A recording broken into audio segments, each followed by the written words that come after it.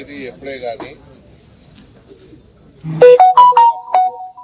ఎందుకు పోకూడదు అంటే నేను చూస్తా ఉన్నాను కూల్చివేతలు ఎక్కడైతే రోజువారీగా వ్యాపారం చేసుకునే వాళ్ళు వాళ్ళ జీవనాధారం అదే వాడు ఆ రోజు వ్యాపారం చేసుకుంటే వాడి పొట్ట నిండుతుంది. అలాంటి వాళ్ళని ఇబ్బంది పెడితే అలాంటి వాళ్ళ శాపనార్థాలు మనకు మంచిది కాదు. ఎప్పుడు కూడా ప్రభుత్వం ఎప్పుడైనా మేము అలాగే చేసేవాళ్ళం. కానీ అధికారులు మాత్రము ఎక్కడైతే నిజంగా కంజెస్టెడ్ రోడ్స్ ఉంటాయో అక్కడ చేయమని ప్రభుత్వ పరంగా కానీ పైనుంచి ఆదేశాలు వస్తే అలా చేయాలి. కాకపోతే వాళ్లకు వీళ్ళు ఎక్కడ అనిపిస్తే అక్కడ మాత్రం అడ్డగోలుగా చేస్తున్నారు అనేది నా అభిప్రాయం. అందుకని నేను ముఖ్యమంత్రి గారి దృష్టికి తీసుకెళ్తాను. ఎందుకంటే రోజు వ్యాపారం చేసుకుంటే వాడు ఆ రోజు కష్టపడి సపోజ్ రోడ్డు మీద పొద్దున్న ఇడ్లీ బండి పెట్టుకుంటాడు. ఆ ఇడ్లీ రాత్రంతా కష్టపడి ఇడ్లీలు తయారు చేసుకొని పొద్దున్న రోడ్డు మీద వచ్చి పెట్టుకుంటే ఆ ఇడ్లీ బండి తీసి పడేస్తే వాడు ఆ రోజు ఏం తినాలి? ఒక ఇన్సిడెంట్ జరిగింది. ముఖ్యమంత్రి గారు మొట్టమొదటిగా సీఎం అయినప్పుడు మాదాపూర్లో ఏదో క్యాంటీన్ ఉండే లేడీది కుమారి ఆంటీది కూడా ఇట్లాగే చేస్తే ముఖ్యమంత్రి గారు ఏం చెప్పారు? ఆమె జోలికి పోవద్దని చెప్పారు. సో అలాగే ఇక్కడ కూడా ఎవరి దగ్గరికి జోలికి పోవద్దని మేము చెప్తున్నాం. ఎందుకంటే వాళ్ళు రోజు వ్యాపారం చేసుకునే వాళ్ళు. ఒకవేళ అలా పాలసీ కింద తీసుకుంటే సిటీ మొత్తంలో అయితే మీరు ముందు ఓల్డ్ సిటీ నుంచి మొదలు పెట్టండి. ఓల్డ్ సిటీలో ఎక్కడెక్కడ ఉన్నాయి అలా మీరు చేయండి. మీకేమి ఇబ్బందులు కలగకుంటే మా దగ్గర కూడా ఇబ్బంది లేకుండా నేనే చెప్తా వాళ్ళు. కాబట్టి ఇది చేయొద్దని నేను చెప్తున్నాను. ఎందుకంటే దీనివల్ల ప్రభుత్వానికి చెడ్డ పేరు వస్తుంది. ప్రభుత్వం మనకు మంచి పేరు వస్తే 4 కాలాల పాటు మనకు కూడా మంచిది అనేది నా అభిప్రాయం. ప్రజల అందరూ వచ్చి చెప్పుకోలేరు.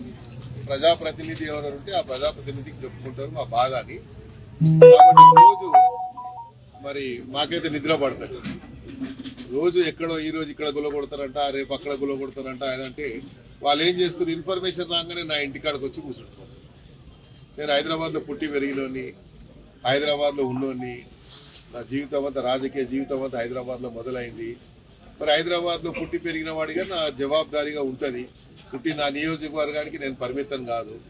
నేను రాష్ట్ర నాయకుడిగా ఎదిగిన వాడిని.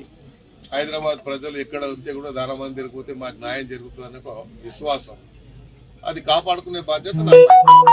మొన్న నేను సికింద్రాబాద్ పార్లమెంట్ పోటీ చేశాను. మరి దగ్గర దాకా వచ్చి నేను కేవలం 30-35 వేల ఓట్లతో ఓడిపోయానని తక్కువ సమయంలో. అంటే ఆ ప్రజలతో ఆ అనుబంధం ఉంది కాబట్టే కదా, ప్రజలతో ఆ సత్సంబంధాలు ఉన్నాయి కాబట్టి నేను ఆ స్థాయి అక్కడ వరకు రాగలిగాను. ఇంకా సమయం ఉంటే నేను తప్పకుండా సీట్ గెలిచేవాడిని. సరే, అది ఓటమి గెలుపు అనేది రాజకీయానికి సాధ్యం.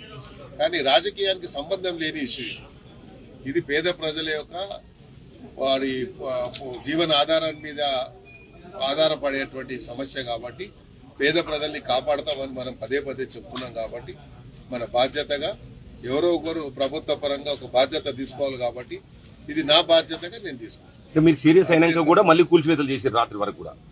అదే చెప్పాను కదా. ఇప్పుడు అధికారులు కొంతమంది ఏంటంటే సుమోటో కింద వాళ్ళు మేమే సుప్రీం అన్న ఫీలింగ్ లో పోతున్నారు. మన రాజ్యాంగంలో కొన్ని ఇష్యూస్ ఉన్నాయి. మనం ఎప్పుడే కానీ అధికారం వచ్చిన తర్వాత ఆ స్వేచ్ఛని బ్యూరోక్రాట్స్ కి పూర్తి స్వేచ్ఛ ఇస్తే ఎప్పుడు ఆ ప్రభుత్వం నిలబడే. ప్రభుత్వ కంట్రోల్లో ఉండాలి. ప్రభుత్వ ఆలోచన విధానాన్ని వాళ్ళు పరిగణలో తీసుకొని పనిచేయాలి. ఎప్పుడే కానీ బ్యూరోక్రసీ కంట్రోల్లో మనం పనిచేస్తే ఆ ప్రభుత్వాలకు చెడ్డ పేరు వస్తుంది. కాబట్టి బ్యూరోక్రాట్స్కి ఏం సంబంధం? ఇవాళ ఈడ ఉంటాడు, రేపు ఇంకో దగ్గర ఉంటాడు. వాళ్ళకేం బాధ్యత ఉండదు. బాధ్యత అనేది మనకు ప్రజాప్రతినిధులకు ఉంటుంది అనేది నా ఆవేదనని చెప్పాను. ప్రజల ఆవేదన నేను చెప్పాను. నేను ముఖ్యమంత్రి గారు కూడా చెప్తాను. ఇలా వ్యక్తిగతంగా నాకు ఏం లేదు, నా ఇల్లు ఏం పోలేదు, లేకుంటే నా ఇల్లు ఏమైనా కబ్జా అంటే నన్ను కొట్టుమని చెప్తున్నా. లేదు, నాకేం ప్రాబ్లం లేదు. కానీ పేద ప్రజల జోలికి పోదు, వాళ్ళ జోలికి పోదు అనేది మా ఆవేదన. ప్రజల పక్షాన్ని నిలబడే వ్యక్తిగా తప్పకుండా నిలబడతారు. అంటే అధికార పార్టీలో ఉండి హైడ్రా కూల్చివేతల విషయంలో కూడా మీరు వ్యతిరేకించారు. ఇప్పుడు ఆపరేషన్ రూపు విషయంలో అనగోయాను. కూల్చివేతలు ఎందుకు అంటున్నావు? ప్రజలకు ఇబ్బంది కలిగిన దాని మీద నేను అంటున్నాను. కూల్చివేతలకు హైడ్రా మంచిది కాదని ఇప్పుడు చెప్పాను. హైడ్రా సంస్థ అనేది ఎక్కడైతే చెరువులు కానీ కుంటలు కానీ అన్యాక్రాంతమైనవి అవన్నీ తీయాలనేది ముఖ్యమంత్రి గారి ఆలోచన. ప్రధానంగా ముఖ్యమంత్రి గారి ఆలోచన ఏంది? మూసీ నది ప్రక్షాళన జరిగితే హైదరాబాద్ కు ఒక బ్రాండ్ ఇమేజ్ వస్తుంది, అక్కడ మూసీ నది యొక్క ప్రక్షాళన జరిగితే ఒక హిస్టారికల్ ప్లేస్ గా తయారైతుంది. ముందరి నుంచే మూసీ నది అనేది మంచి నీళ్లు ప్రవహించేటువంటి నది. అది దురదృష్టవశాత్తు మెల్లిమెల్లిగా అది పూర్తిగా కాలుషితమై అది మురికి కాలువగా మారిపోయింది. కాబట్టి ఆ మురికి కాలువ వల్ల నల్గొండ జిల్లాకు ఈ కాలువ పోయి ఇక్కడ వచ్చేటువంటి కలుషితమైనటువంటి నీళ్ల వల్ల వాళ్ళ పంటలు నష్టపోతున్నాయని నల్గొండ జిల్లా ప్రజల ఆవేదన. కాబట్టి ఇక్కడ ప్రక్షాళన జరిగితే అక్కడ రైతులకు లాభం జరుగుతుంది, ఇక్కడ హైదరాబాద్ ఇమేజ్ పెరుగుతుంది.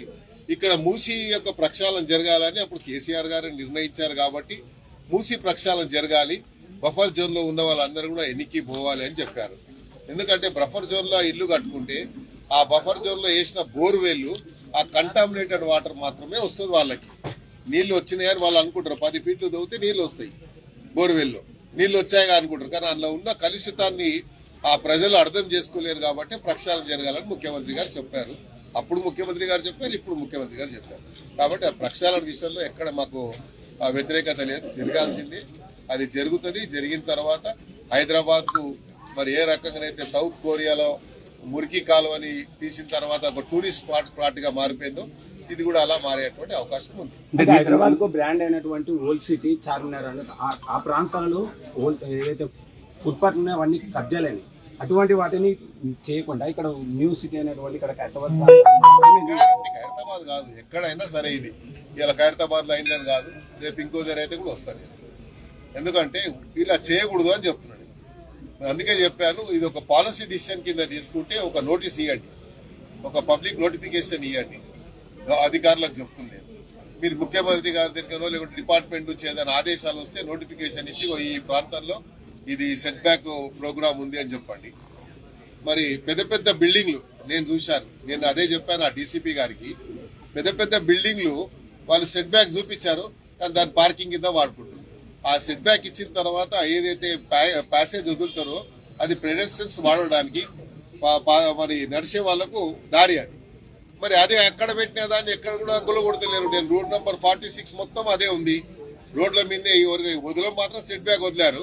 ఆ సెట్ బ్యాక్ మొత్తం మేము వాళ్ళ పార్కింగ్ కింద వాడుకుంటారు. నడిచేవాడు ఎలా నడవాడి, అక్కడ ఎవరు చూస్తలేడు. బంజారాయిల్ రోడ్ నెంబర్ 1 కానీ 2లో కానీ అక్కడ మెయిన్ రోడ్ మీద ఉన్నాయి. బస్తీలలో ఏం పని అంటుండే. కాబట్టి బస్తీల జోలికి రాకండి దయచేసి నాకు